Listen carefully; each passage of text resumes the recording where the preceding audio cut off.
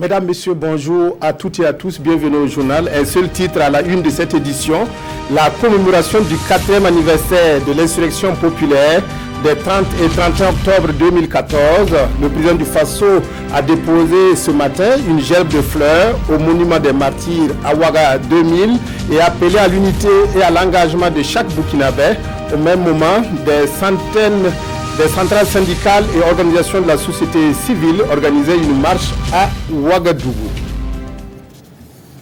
4 ans après l'insurrection populaire d'octobre 2014, les Burkinabés n'oublient pas tous les hommes et femmes tombés sur le champ de la démocratie et de la liberté. Ce matin, le président du Faso a rendu un hommage aux victimes de l'insurrection populaire en déposant une gerbe de fleurs au monument des martyrs à Ouaga 2000.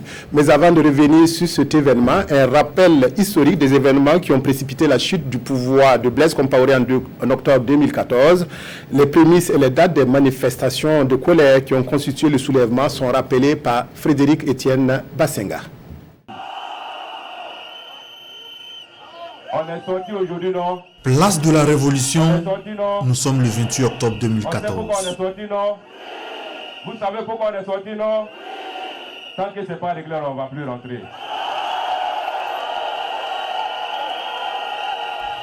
À l'appel de l'opposition politique et des organisations de la société civile, ils sont des milliers à descendre dans les rues de Ouagadougou pour protester contre la modification de l'article 37 de la Constitution annoncée le 21 octobre 2014. Une foule compacte, une mobilisation historique et des messages forts.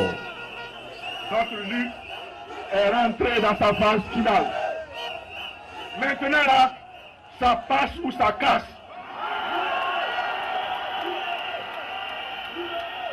Maintenant, c'est vraiment la patrie ou la mort. Le 29 octobre, jour de conseil de ministres, alors que beaucoup s'attendaient à ce que le gouvernement tire les enseignements de la forte mobilisation de la veille, l'exécutif reste de marbre. En ville, l'atmosphère est tendue, le Burkina retient son souffle un peu partout dans le pays. La rue gronde.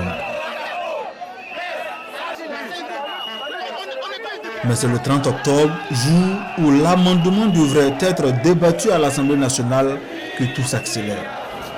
Très tôt le matin, les échauffourées entre les forces de l'ordre et manifestants avec jet de gaz lacrymogène sont signalés autour de l'Assemblée nationale.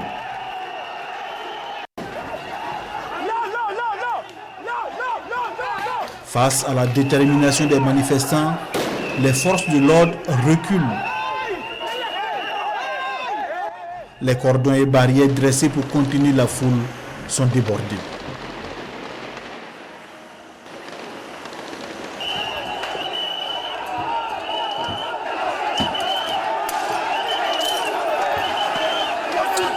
Alors que les députés s'apprêtaient à siéger, l'Assemblée est envahie. Les députés sont exfiltrés de justesse, les documents sont brûlés ainsi que le bâtiment et les véhicules stationnés dans la cour.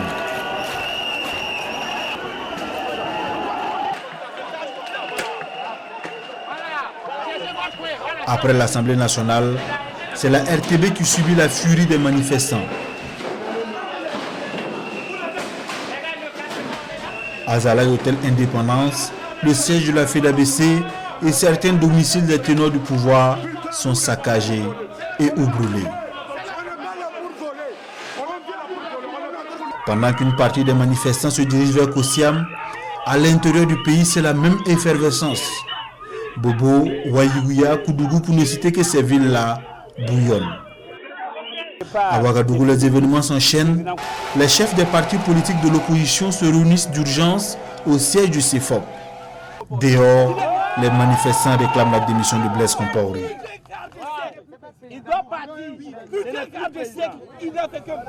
À cette heure, plusieurs morts sont déjà enregistrés.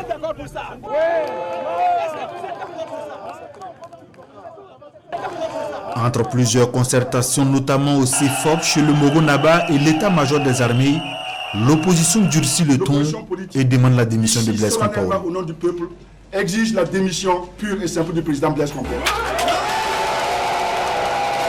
n'honore pas le pays. Dans la soirée, Blaise Compaoré annonce des pourparlers pour une transition au terme de laquelle il passera la main, mais rien n'y fit. Juste mesure des fortes aspirations au changement. Le lendemain 31 octobre, l'opposition maintient la pression. Elle appelle les Burkinabés à ne pas lâcher prise. Les rues sont encore bondées. À la place de la Révolution, le CFOP réitère la revendication de l'opposition de voir Blaise Compaoré démissionner de ses fonctions. Les heures qui suivent sont déterminantes. Un convoi de plusieurs véhicules est aperçu sur l'axe Ouagadougou. Blaise Compaoré venait de démissionner.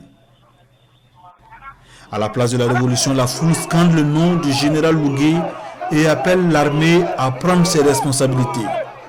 L'avenir de la nation se joue désormais entre l'état-major des armées, le palais du Moro et la place de la Révolution. Entre-temps, le général Nabéré se proclame président, mais c'était sans compter avec le RSP. Le numéro 2 de ce régiment, entouré de ténors de la société civile, s'invite à la place de la nation et fait une déclaration choc. Dans la nuit, le lieutenant-colonel Yacouba Isaac Zida, dans un communiqué, s'auto-proclame chef d'État. Le lendemain, il reçoit le soutien de l'armée. Le peuple burkinabé venait ainsi de mettre fin à 27 ans de pouvoir du régime Compaoré, ouvrant la voie à une transition démocratique.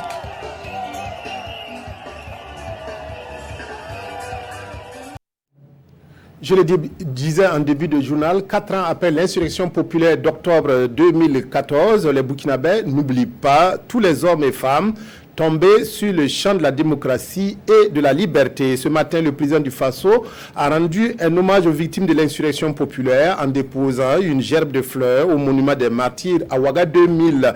Le chef de l'État a prêché à cette occasion l'unité et l'engagement de chaque Burkinabé pour le bonheur de tous. Reportage Yacouba Gamene Tangaka Fando. Devant le monument des martyrs, la sirène retentit. 1 minute de silence en mémoire des victimes de l'insurrection des 30 et 31 octobre 2014 et du coup d'État manqué du 16 septembre 2015. À toutes ces personnes tombées à ces moments historiques, la nation est reconnaissante et le président du Faso, Roch Marc Christian Kaboré, leur rend hommage. 4 années se sont écoulées, mais les souvenirs restent vivants dans l'esprit des Burkinabés. Des souvenirs du combat pour l'affermissement de la démocratie. Ce combat a été mené par le peuple burkinabé tout entier. Personne ne peut dire que l'insurrection est de son fait. C'est l'ensemble des composants de notre peuple qui se sont mis debout et qui ont fait ce travail. Évidemment, comme vous savez, il y a eu beaucoup de victimes. Que ce soit au moment de l'insurrection, que ce soit au moment du coup d'État félon de 2015. Il était tout à fait normal que nous choisissions une date pour commémorer l'ensemble de ces héros nationaux qui se sont battus pour la démocratie. Ils ne se sont pas battus pour être des ministres, ni pour être des députés, ni pour être des maires, ni pour obtenir n'importe quel poste. Ils se sont battus parce que c'était la démocratie qui était en jeu. Il est tout à fait normal qu'en ce jour, nous nous inclinions respectueusement vis-à-vis de ces personnalités-là. Et que nous sachions que toutes les dates historiques de notre pays ne doivent pas faire l'objet de politiques politiciennes. Parce que c'est un état de fait de la nation. Lorsque nous parlons des fêtes de l'indépendance, quel que soit notre avis sur cette indépendance, qu'elle soit factice, qu'elle ne soit pas réelle, c'est une célébration qui doit être commune. C'est pourquoi je profite du micro que vous me donnez pour insister sur le fait que nous ne pouvons pas occulter, quel que soit notre point de vue politique, quels que soient, je dirais, nos points de vue religieux, les dates historiques de notre pays. C'est très important pour la cohésion, c'est très important, quels que soient les points de vue divergents que nous pouvons avoir. Donc, c'est pour dire qu'aujourd'hui, c'est un jour de reconnaissance vis-à-vis de ces héros. C'est un jour également d'introspection. Et je pense que ce qui est normal, on ne peut pas mener la réflexion si on n'honore même pas ceux qui sont tombés comme étant des victimes de l'insurrection et du coup d'État de 2015. Des pages tournées, et bien d'autres a écrit pour le bonheur des Burkinabés. Et pour le président du Faso, le gouvernement donnera le meilleur de lui-même, mais chaque Burkinabé a également sa partition à jouer. Mais il faut que chaque Burkinabé comprenne que sa partition est importante dans le développement du pays. Si je ne travaille pas, si je n'apporte pas ma pierre à la construction, je dirais on a beau tenter de construire, ça sera toujours difficile et il y aura toujours des plaintes. L'insurrection populaire des 30 et 31 octobre ayant mis fin au régime de Blaise Compaoré et le coup d'état manqué de septembre 2015 ont occasionné plus de 20 morts et 600 blessés. Ce 31 octobre a été aussi marqué par une marche dans les rues de Ouagadougou à l'appel d'une vingtaine de structures syndicales et organisations de la société civile. Une manifestation pour commémorer le 4e anniversaire de l'insurrection populaire et le 3e anniversaire du coup d'État manqué de septembre 2015. Les marcheurs ont dénoncé la mauvaise gestion des dossiers et de ces deux événements, mais pas seulement. La corruption, les détournements des deniers publics et la question des lotissements sont revenus sur le tapis. Isaka Ouedraogo, Nyarkiteda. Il est 10h à Ouagadougou et les marcheurs respectent ici la minute de silence. Issus du monde syndical, d'associations féminines et autres organisations de la société civile, ils ont battu les pavés ce matin dans la ville de Ouagadougou. La gestion des dossiers du moment sont passés au crible par des manifestants visiblement déçus du traitement réservé aux affaires de l'insurrection 4 ans après. Entre slogans et banderoles, les messages sont clairs, vérité et justice, prise de mesures urgentes pour les orphelins et veuves, de même que les soldats au front. Et de retour à la bourre du travail, les slogans n'ont pas varié. C'est d'ailleurs le moment de livrer les messages, des messages sous forme de bilan. Le constat est décevant. Après les micmacs judiciaires de la Haute Cour de justice, c'est un silence méprisant qui est servi au peuple, particulièrement aux familles des victimes. Nombreux sont les blessés qui portent toujours dans leur corps les balles d'octobre 2014. Les veuves et les orphelins ne savent plus à quel sein se vouer. Non à la criminalisation de l'insurrection, rétorque Chrysogome Zougmoré, l'autre intervenant à la marche meeting de ce matin. Pour le président du MBDHP, l'heure doit être à la pression, car rien n'a bougé entre les lignes. Les marcheurs ont également dénoncé les multiples attaques terroristes et là, personne n'a échappé aux critiques. Opposition comme pouvoir ainsi que leurs alliés sont comptables, selon le coordonnateur de CDAIP, les communautés de défense des acquis de l'insurrection populaire et le président du MBDHP, pour qui ces attaques sont perpétrées pour faire payer le peuple burkinabé d'avoir réussi l'insurrection populaire de 2014 et sa résistance héroïque face au putsch de septembre 2015. Voilà ce qu'on pouvait dire ce midi sur la commémoration du 4e anniversaire de l'insurrection populaire d'octobre 2014. Autre marche, celle des agents de la Sofitex à Bobo Dioulasso. Des agents de la société des fibres textiles ont battu hier le pavé. Ils manifestaient contre le recrutement entamé par la direction générale et exigent la promotion à l'interne. Reportage Kassoum Milogo, Karim Sissé. Des agents de la Sofitex très remontés. Ils sont ici sous la houlette du syndicat national autonome des travailleurs des fibres textiles pour exprimer leur indignation suite au recrutement externe engagé par les premiers responsables de la nationale de l'or blanc. Partis de l'usine Sofitex Bobo 1, les manifestants arpentent quelques artères de la ville avant d'arriver à la direction générale. Là, ils entonnent en chœur l'hymne national. Nous demandons l'annulation pure et simple de ce test de recrutement externe. Nous allons nous donner tous les moyens possibles pour arriver à bout de notre engagement. Nous le disons et nous souhaitons qu'il y ait un dialogue parce que d'abord nous sommes ouverts au dialogue. Et si cela ne passe pas, nous pensons que nous allons brandir tous nos moyens, toutes nos armes fatales pour aboutir à ce que nous avons demandé. Le directeur général étant absent, c'est son conseiller technique qui reçoit la lettre de protestation. Une correspondance qu'il promet remettre à qui des droits. Mais en attendant, il prône le dialogue. C'est vraiment avec pénibilité qu'on constate que des mouvements d'humeur se passent dans la rue. Et ce n'est pas notre coutume, et nous le répétons à nos vaillants travailleurs, que seul le dialogue paye. Il faut qu'ils acceptent qu'on se mette à table à tout moment pour résoudre les questions internes. La Sofitex est toujours disposée. La preuve en est, ils ont envoyé une correspondance le vendredi. Le lundi, nous leur avons répondu, demandant une rencontre de travail le 2. Ceci pour toujours privilégier le dialogue. Les manifestants indiquent que si rien n'est fait pour promouvoir les agents à l'interne, ils useront d'autres moyens pour prendre en otage la campagne d'égrainage qui pointe à l'horizon. Parlons maintenant coopération. Le Burkina et la Chine passent aux actes. Le ministre de la Santé et l'ambassadeur de Chine au Burkina ont signé une convention qui permet à notre pays de bénéficier de l'expertise chinoise. Profitant de cette signature, la Chine a remis du matériel médical au CHU de Tengango. Reportage Césaire Carrefour et Léonore Ouedraogo. Des signatures apposées et le centre hospitalier universitaire de Tengango bénéficie de l'expertise de 10 médecins chinois spécialisés dans divers domaines. La convention signée par le ministre de la Santé et l'ambassadeur de Chine au Burkina Faso autorise la mission médicale chinoise à fournir des soins médicaux, préventifs et curatifs en collaboration avec le personnel médical. On a beaucoup de choses à faire et puis alors maintenant on a déjà la présence de notre mission médicale qui est une des traditions entre la Chine et l'Afrique. Et aussi, on va investir beaucoup pour la rénovation et pour la construction des unités ou bien des institutions médicales au Burkina Faso.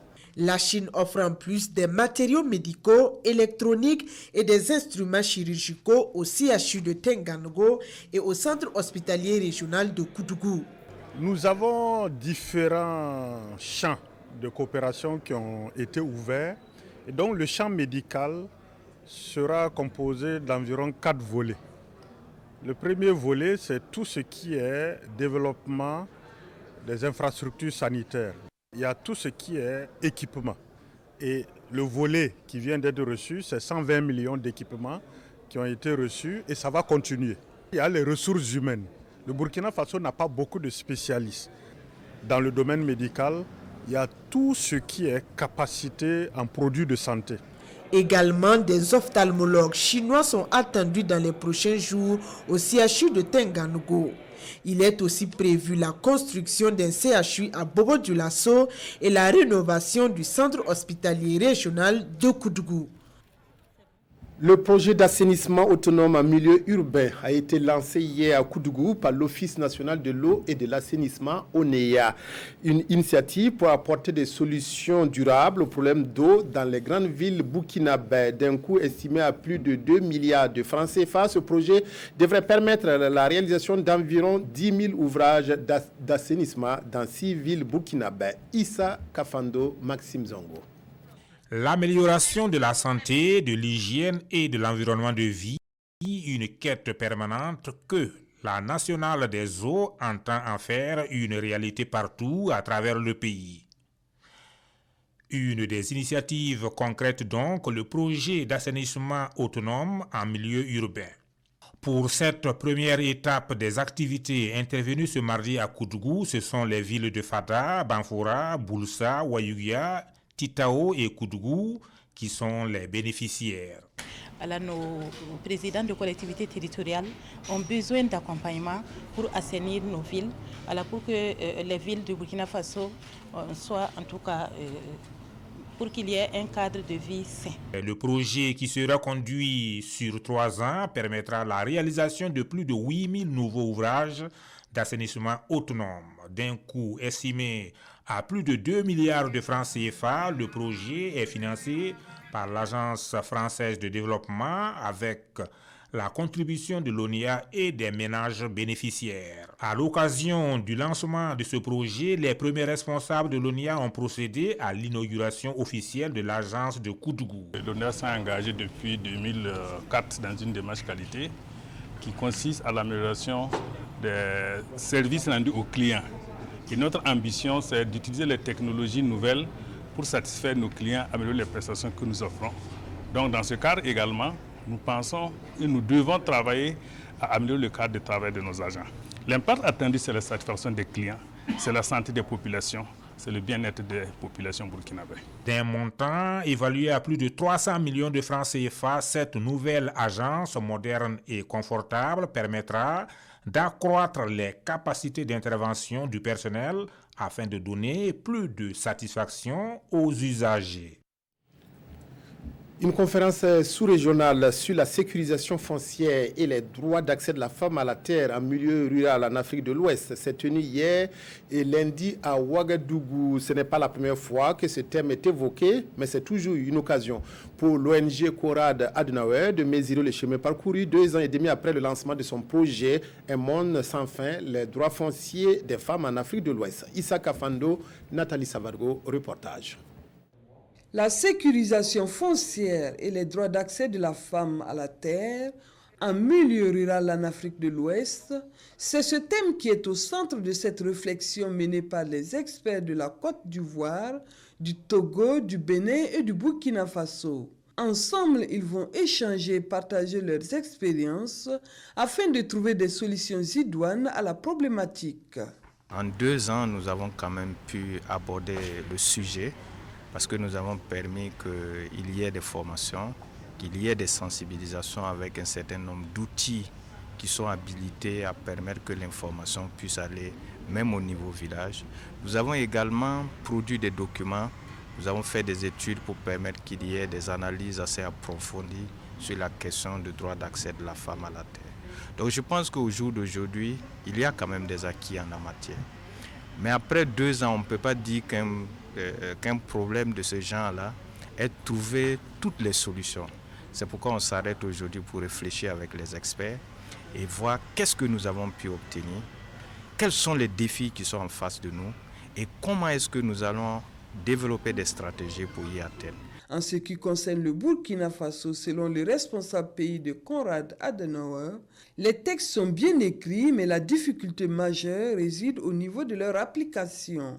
Les experts devront, au sortir de ce séminaire, proposer des stratégies novatrices, mais aussi faire un plaidoyer auprès des dirigeants des différents pays afin de résoudre la problématique de l'accès de la femme au foncier rural en Afrique de l'Ouest.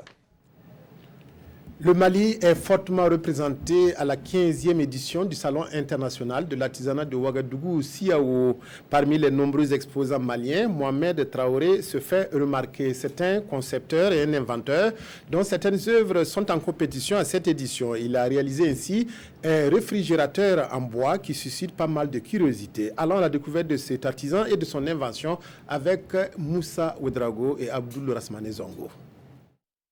Derrière cette silhouette longiligne et plus ou moins forte, se cache un génie africain insoupçonné venu du Mali, se dissimule des talents d'inventeur, d'innovateur, de concepteur local, mais à dimension universelle.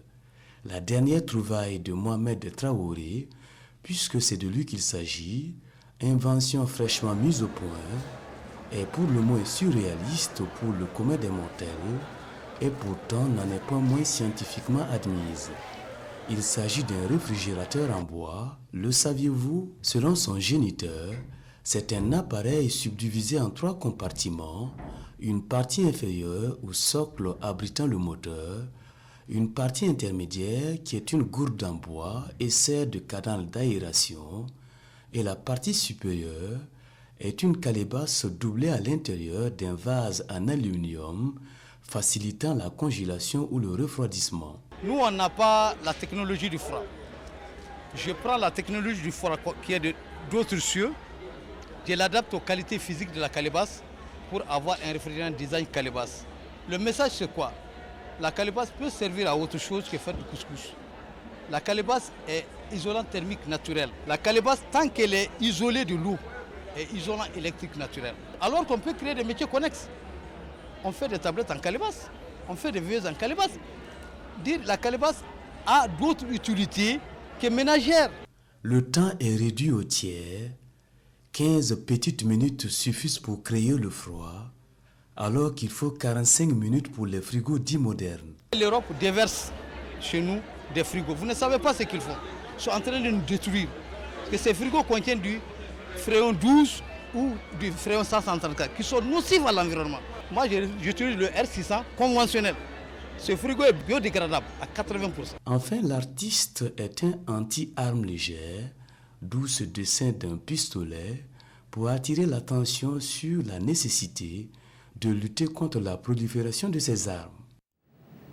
Plusieurs pays d'Europe sont touchés par des pluies diluviennes qui ont fait des morts, comme en Italie, ou d'importants dégâts en Autriche. Dans la péninsule, des pluies torrentielles suivies de coulées de boue et de chutes d'arbres ont causé la mort de 11 personnes selon un bilan provisoire. La région de Gênes est particulièrement touchée. Des voiliers éventrés et à moitié immergés, les images témoignent de l'ampleur de la tempête qui a ravagé le port de Rapallo, dans la région de Gênes. Au total, au moins 9 personnes sont mortes à travers l'Italie à cause d'une brusque montée des eaux, à cause de coulées de boue ou de chutes d'arbres. Les pluies diluviennes qui se sont abattues sur le pays ont été accompagnées par des rafales de vent pouvant atteindre par endroits les 180 km/h. De nombreux foyers restent privés d'électricité et les écoles sont fermées aujourd'hui à Rome et dans un certain nombre de municipalités. En France aussi, les conditions météo ont entraîné des coupures de courant dans près de 200 000 foyers. Des centaines de poids lourds et de voitures ont été prises au piège par les chutes de neige sur les routes du Massif central. 950 personnes en Haute-Loire et 200 dans le département de la Loire ont été bloquées dans leurs véhicules, notamment entre Saint-Étienne et le Puy-en-Velay. Les policiers et les pompiers leur sont venus en aide pour qu'elles puissent passer la nuit dans des centres d'hébergement d'urgence.